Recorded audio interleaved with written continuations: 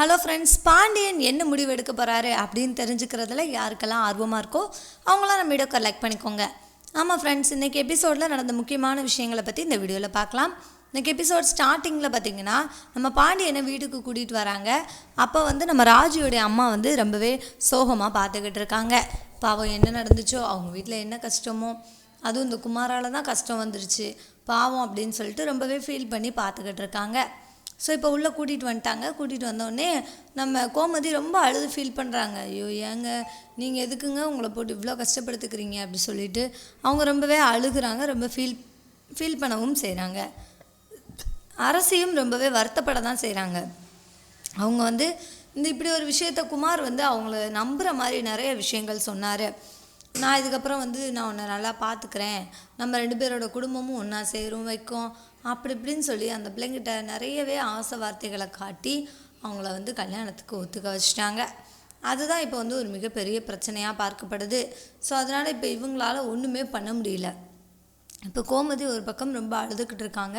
இப்போ எப்படியாவது இந்த சூழ்நிலையை சமாளிக்கணும் அப்படின்னு சொல்லிட்டு நம்ம கோமதி ஒரு முடிவு எடுக்கணும்னு சொல்லிட்டு அவங்க நினச்சிக்கிட்டு இருக்காங்க. ஏதாவது கண்டிப்பாக ஒரு முடிவு எடுத்து இந்த பிரச்சனையை முழுசாக சரி பண்ணியே ஆகணும், வேறு வழியே கிடையாது. இல்லைன்னா பாண்டியன் ரொம்பவே உடஞ்சிருவார் அப்படின்றது இவங்களுக்கு ரொம்ப நல்லாவே புரியுது. சரி, அப்போ என்ன பண்ணலான்னு சொல்லிட்டு யோசிச்சுக்கிட்டு இருக்காங்க. ஒரு பக்கம் அரசி தன்னுடைய அப்பா கிட்ட பேச முடியாமல் குற்ற உணர்ச்சியில் தவிக்கிறாங்க. பாண்டியன் உள்ளே வந்தோடனே நம்ம மீனாவும் சரி தங்கமேலும் சரி, ஏமாம்மா இப்படி பண்ணீங்க, எதுக்காக எங்களை விட்டுட்டு இப்படி போனீங்க, நீங்கள் இதுக்கப்புறம் இந்த மாதிரி எங்கேயுமே போகக்கூடாது அப்படின்ற மாதிரி ரொம்பவே அன்பாக சொல்கிறாங்க. சரிப்பா, நான் இதுக்கப்புறம் எங்கேயும் போக மாட்டேன் அப்படின்ற மாதிரி அவரும் அன்பாகவே அதை எடுத்துக்கிறாரு.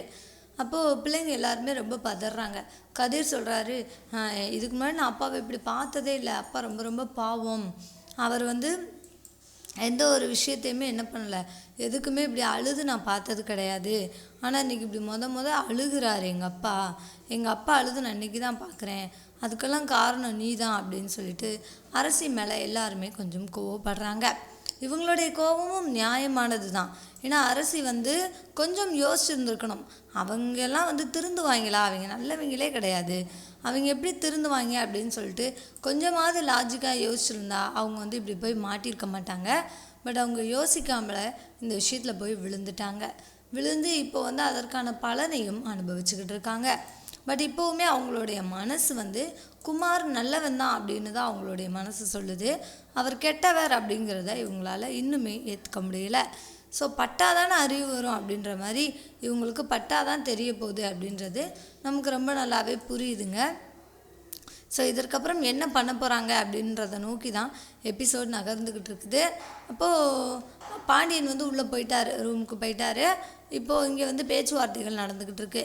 அப்போ ஜீவா, கதிர், நம்ம சரவணன் 3 பேர் உட்காந்து பேசுகிறாங்க. பழனிவேல் நடுவில் இருக்கிறாரு. ஸோ பேசும்போது நம்ம கதிர் என்ன சொல்கிறாரு அப்படின்னா, இதுக்கு முன்னாடி நான் அப்பா அழுது பார்த்ததே இல்லை, அவங்கள சும்மாவே விடக்கூடாது, அவனை ஏதாவது பண்ணியே ஆகணும் அப்படின்னு சொல்லிட்டு அவர் ஒரு பக்கம் எகிரிக்கிட்டு இருக்காரு. இந்த இருறா பார்ப்போண்டா, நீ ரொம்ப அவசரப்படாத அப்படி சொல்லிட்டு பழனிவேல் சொல்கிறாரு. இங்கே பாரு, பொம்பளை பிள்ளை விஷயத்தில் நம்ம அவசரப்படவே கூடாது, கொஞ்சம் நிதானமாக தான் செயல்படணும், இந்த அளவுக்கு ஆத்திரப்பட்ட அப்படின்னா எதையுமே சாதிக்க முடியாது அப்படின்னு சொல்லிட்டு அவர் சொல்கிறாரு.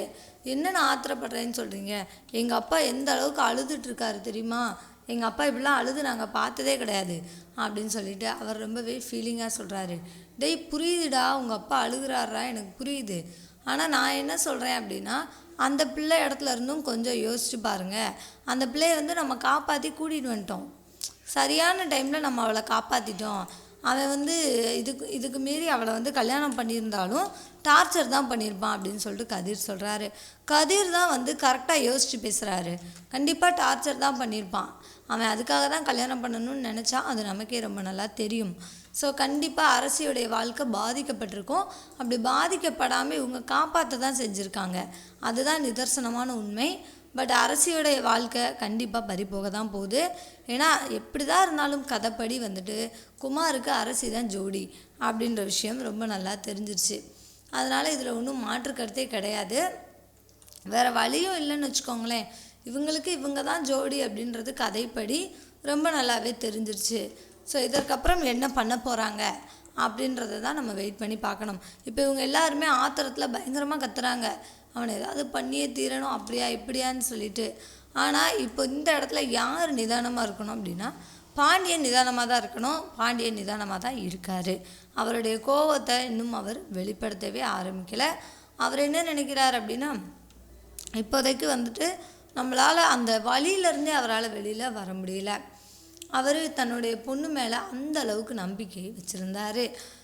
எல்லாரை விடவும் பார்த்திங்கன்னா அரசி மேலே ரொம்ப ரொம்ப பாசம் வச்சது, நம்பிக்கை வச்சது பாண்டியன் மட்டும்தான். ஸோ பாண்டியனால் இதை ஏற்றுக்கவே முடியல. ரொம்பவே உடஞ்சி போயிட்டார். ரொம்ப ரொம்ப அழுதுகிட்டு இருக்காரு.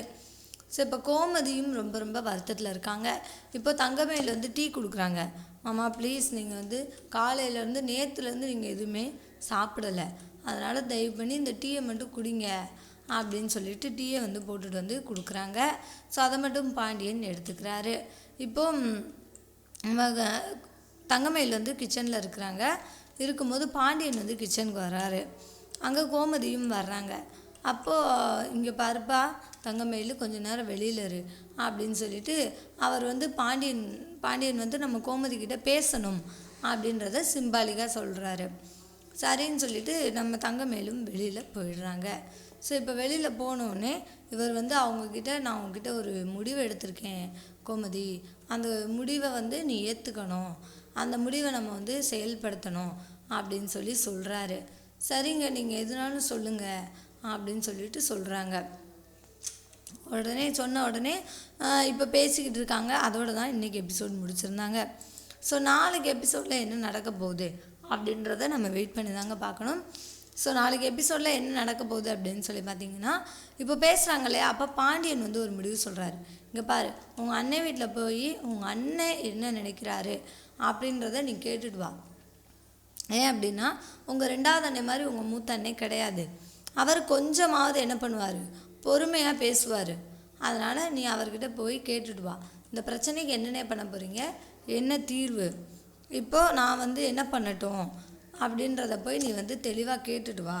அப்படி இல்லைன்னா பிரச்சனையே வராது அப்படின்னு சொல்லி அவர்கிட்ட வாக்கு வாங்கிட்டு வா. நம்ம வீட்டு பொண்ணு அரசியால் அவங்களுக்கு எந்த பிரச்சனையும் வராது.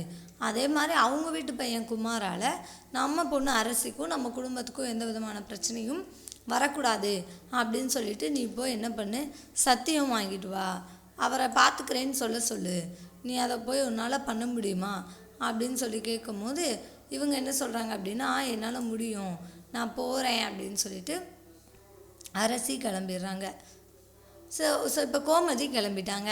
கோமதி போகும்போது அரசிக்கு முகத்தில் ஈயாடலை. அவங்க கொஞ்சம் டென்ஷனாக இருக்காங்க. ஏன்னா என்னதான் இருந்தாலும் அவங்க லவ் பண்ணுறாங்க இல்லையா. இப்போ மற்றவங்களுக்கு வந்து குமாருடைய உண்மையான குணம் என்ன அப்படின்றது தெரியும். பட் அரசிக்கு இன்னும் வந்து அவங்கள பற்றி தெரியலை அப்படின்றதுனால அரசி கொஞ்சம் வருத்தப்பட தான் செய்கிறாங்க. அவங்க என்ன யோசிக்கிறாங்க அப்படின்னா இவரை நம்மள்கிட்டருந்து பிரிக்கிறதுக்காக தானே இவங்க அந்த வேலையெல்லாம் பண்ணுறாங்க அப்படி தான் நினைக்கிறாங்களே தவிர உண்மையான யதார்த்தம் என்ன அப்படி சொல்லிட்டு இன்னும் அரசி யோசிக்கவே ஆரம்பிக்கலை. ஸோ அரசி என்ன பண்ண போகிறாங்க அப்படின்றத நம்ம வெயிட் பண்ணி தாங்க பார்க்கணும்.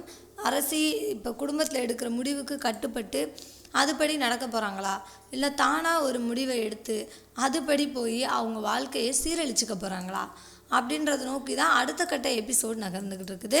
ஸோ என்ன நடக்குது அப்படின்னு சொல்லி நம்ம வெயிட் பண்ணி தான் பார்க்க போகிறோம். இப்போ முத்துவேலுடைய பதில் என்ன அப்படிங்கிறதையும் நம்ம வெயிட் பண்ணிக்கிட்டு இருக்கோம். ஏன்னா முத்துவேல் வந்து என்ன வேணாலும் பதில் சொல்வார். அவருமே வந்துட்டு அந்தளவுக்கு ஒன்றும் பொறுமைசாலியெல்லாம் கிடையாது. சக்தி வேலை கம்பேர் பண்ணும்போது அவர் கொஞ்சம் பொறுமைசாலி அவ்வளோதானே தவிர மற்றபடி அவர் ரொம்ப ரொம்ப பொறுமைசாலியெல்லாம் ஒன்றும் கிடையாது. ஸோ இப்போ அவருடைய முடிவு, அவங்க அண்ணன் முத்துவேலுடைய முடிவு என்ன அப்படிங்கிறத நம்ம வெயிட் பண்ணி பார்க்கலாங்க. தேங்க்யூ ஃபார் வாட்சிங். இந்த வீடியோ உங்களுக்கு பிடிச்சிருந்துச்சுன்னா மறக்காமல் லைக் பண்ணிக்கோங்க. நம்ம சேனலில் நீங்கள் இன்னும் சப்ஸ்கிரைப் பண்ணலையா, மறக்காமல் சப்ஸ்கிரைப் பண்ணிக்கோங்க. கூடவே பக்கத்தில் இருக்க பெல் ஐக்கானையும் கிளிக் பண்ணிக்கோங்க. தேங்க்யூ. இந்த சீரியல் கண்டென்ட் உங்களுக்கு அடுத்தடுத்து வேணும் அப்படின்னு நினச்சிங்கன்னா கண்டிப்பாக நம்ம கமெண்ட்டில் ஷேர் பண்ணுங்கள். உங்களுக்கு இந்த சீரியலில் ரொம்ப ரொம்ப பிடிச்ச பேர் கண்டிப்பாக யாராச்சும் ஒருத்தர் இருப்பாங்க இல்லையா, அவங்க யார் அப்படின்றத கண்டிப்பாக கமெண்ட்டில் சொல்லுங்கள். எனக்கு இந்த சீரியலில் பர்சனலாக பிடிச்ச பேர் யார் அப்படின்னு சொல்லி பார்த்தீங்கன்னா கதிரன் ராஜி 2 பேரும் தான் எனக்கு ரொம்ப ரொம்ப பிடிச்ச பேர். ஸோ உங்களுக்கு யாரை பிடிக்கும் அப்படின்றத மறக்காமல் கமெண்ட்டில் சொல்லுங்கள். அதே மாதிரி இன்றைக்கி எபிசோடில் நடந்த மூமெண்ட்டில் ரொம்ப அழகான மூமெண்ட் எது அண்டு உங்களுக்கு பிடிச்ச மூமெண்ட் எது, இல்லைப்பா இந்த சீன் இப்படி இல்லை வேறு மாதிரி கூட பண்ணியிருந்துருக்கலாம், இவங்க என்ன இப்படி சொதப்பியிருக்காங்க அப்படின்னு சொல்லி நீங்கள் நினச்சிங்கன்னா கண்டிப்பாக அதையும் கமெண்டில் சொல்லுங்கள். உங்களுடைய விருப்பம் என்ன அண்டு நீங்கள் என்ன எதிர்பார்க்குறீங்க அப்படின்றத நானும் தெரிஞ்சுப்பேன். ஸோ தேங்க்யூ ஃபார் வாட்சிங்.